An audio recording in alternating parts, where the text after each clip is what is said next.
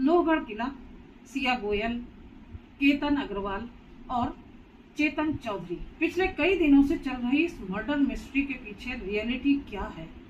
Case लगभग solve हो चुका है। सिया और उसके प्रेमी चेतन चौधरी ने अपना जुर्म कबूल भी कर लिया है।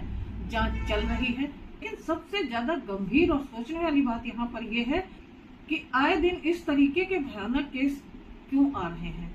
जैसे सोनम रघुवंशी का केस लीजिए, मुस्कान जो कि नीले ड्रम वाला केस बहुत ज्यादा चर्चा में रहा, और अब ये 20 साल की लड़की सिया गोयल।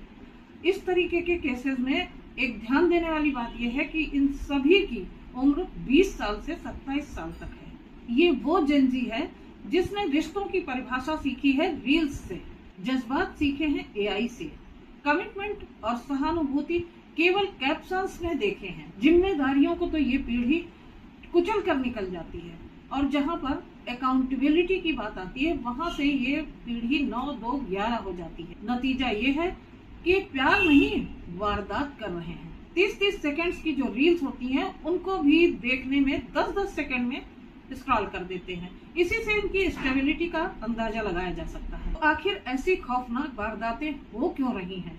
इसके पीछे भी एक मेंटेलिटी, एक क्रिमिनोलॉजी है, जिसमें सबसे पहले आता है डुअल लाइफ सिंड्रोम, यानी कि एक इंसान जब दो तरह की जिंदगियां एक साथ जी रहा होता है, और दूसरा है रिश्ते से बाहर निकल जाने का डर, और तीसरा आता है ऑब्सेसिव रिलेशनशिप, यानी कि जब रिश्ता सामान्य न रह के कोई उसमें जुनूनी हो जाता है, और चौथा है शॉर्टकट मानसिकता, ऐसी मानसिकता कि जिसमें किसी की हत्या करके सारा झगड़ा ही खत्म कर देने की मेंटेलिटी है। तो ये जो जेन जी का दिमाग है, जो रियल लाइफ को रियल लाइफ की तरह जी रहा है, इसे बदलना बहुत जरूरी हो गया है। कितनी आसानी से हत्या जैसे गंभीर अपराध को अंजाम देने वाली इस पीढ़ी को जहां बोलना चाहिए वहां अपना ईगो हर्ट होता दिखाई देता है, और लालच भी है कि कहीं उनको मिलने वाला सपोर्ट सिस्टम ही ना हिल जाए। तो ऐसे में किसी निर्दोष व्यक्ति की हत्या करना उनको ज्यादा आसान लगता है, बजाय अपनी सुख सुविधाओं और स्वार्थ से वंचित होने की। मेरी उन माता पिता से भी गुजारिश है कि वो अपने बच्चों को समझें, उनको सुने।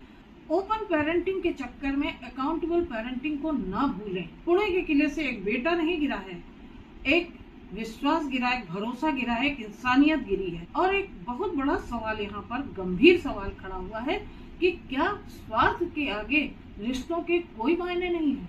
रिश्तों से छुटकारा पाने के लिए हत्या जैसे गंभीर अपराध को क्या कहेंगे? किसका दोष है ये? मुझे कमेंट करके जरूर बताइएगा।